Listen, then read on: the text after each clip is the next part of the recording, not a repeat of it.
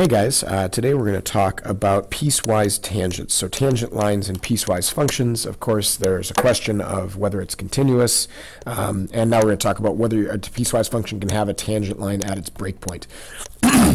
So students will be able to determine whether a piecewise function has a tangent line at its breakpoint, and they'll be able to construct their equation if it does. Let's take a look.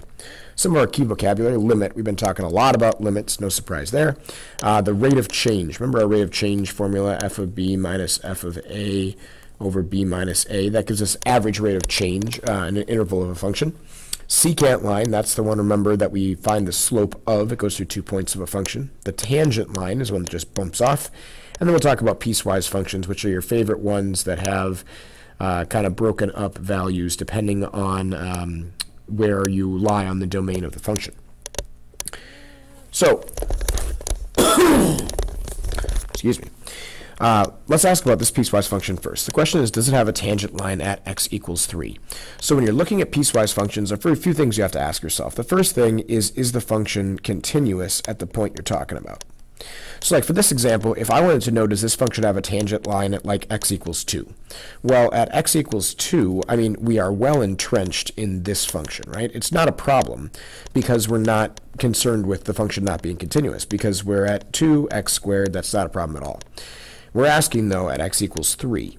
So at x equals 3, the first thing we're going to do is find out if this function is continuous. To be continuous, remember, the limit from the left and the right has to be the same. Well, let's look at 3 from the left. If we look at 3 from the left, we're going to be using this bottom function. 3 squared is 9. If we look at 3 from the right, if we look at 3 from the right-hand side, 3 times 6 is 18. Well, that's not going to work, right? It's not the same value. That means we have a jump. Whatever's happening on the left side, so we have x squared until 3. So that's going to be like 3, let's say that's 3, 9. And then that's going to be a solid dot, because it's less than or equal. And then when we're greater than, we're going to be at 6x. That's going to jump all the way up to 18, and that's going to have a slope of positive 6. So it's going to be something like this. I think I actually have a picture of this graph. There it is. So see, at 3, we're at 9 on the parabola, and then we jump up. Now, the reason we can't have a tangent line here, some might say, well, can't we just graph a tangent line right there? Like, doesn't that work? Or maybe up here. You could choose one or the other. The tangent line to a line is just the line itself. And what I would answer with is think about how we actually create the limit. The point is here, right? Because that's where it's less than or equal. If we make a secant line between the 2 points, like that doesn't even make sense. The slope's going to be getting steeper and steeper and steeper, and eventually gets to a point where you're actually at an undefined line, right? That's different than like when we have the secant lines and we make it closer and closer to the slope of a tangent line where we're on a continuous part of a function.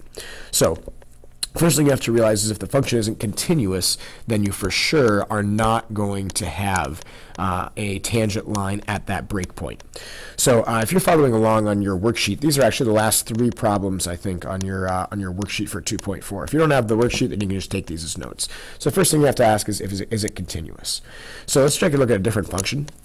Same question. Do we have a tangent line at the breakpoint? So first, let's see if it's continuous. So we plug 3 into one side. We have 2 times 3 squared. That's 2 times 9, that's 18.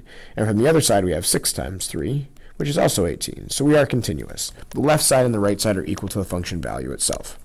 So the second thing we have to check is, are the slope of the tangent from both sides the same?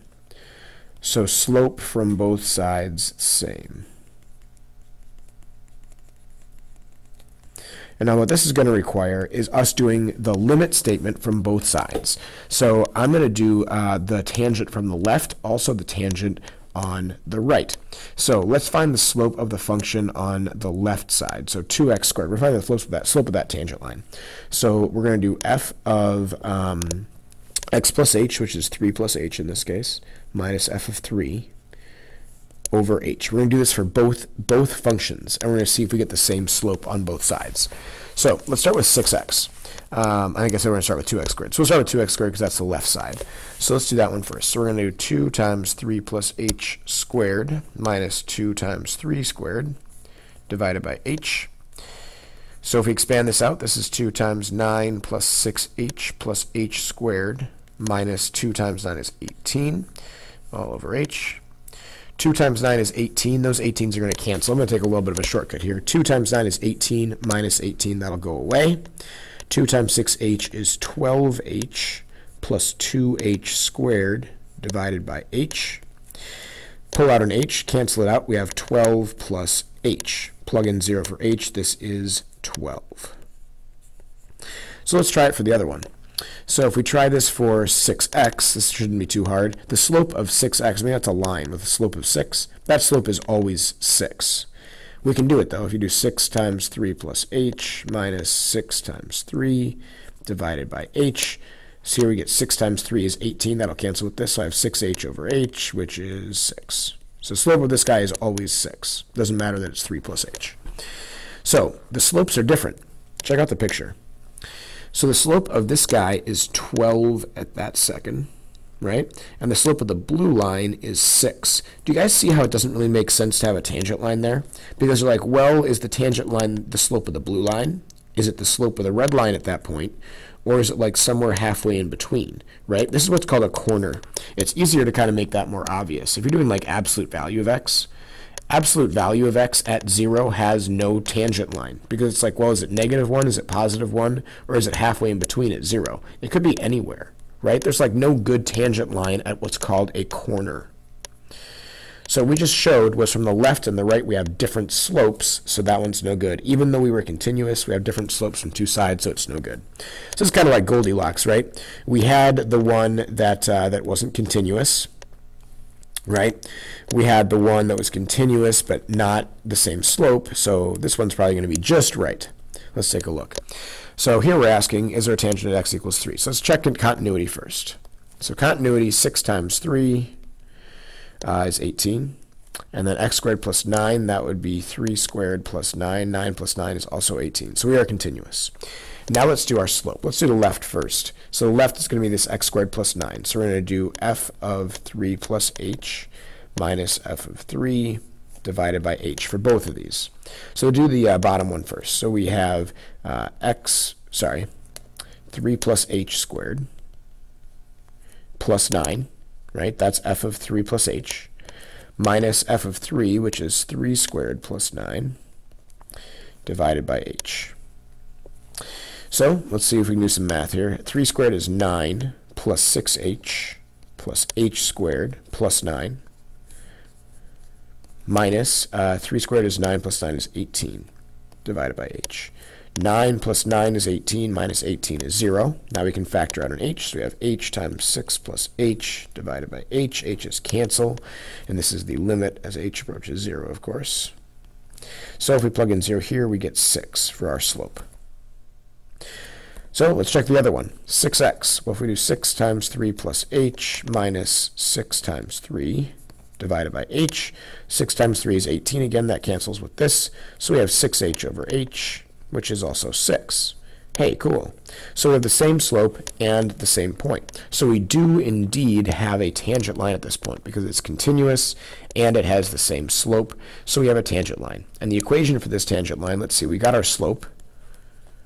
The slope is 6, and the point is going to be 3 comma. We can plug it into either one because it's continuous, but let's see, 9 plus 9 is 18. So we're going to have y minus 18 equals the slope, which is 6 times x minus 3. Let's take a look at the graph. Oh.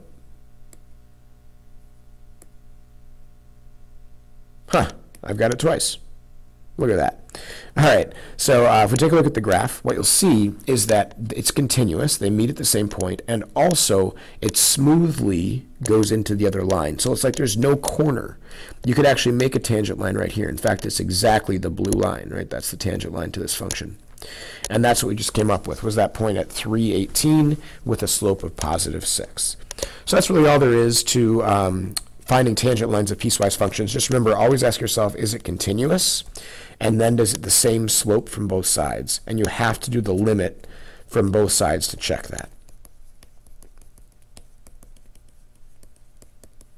And that's all there is to it.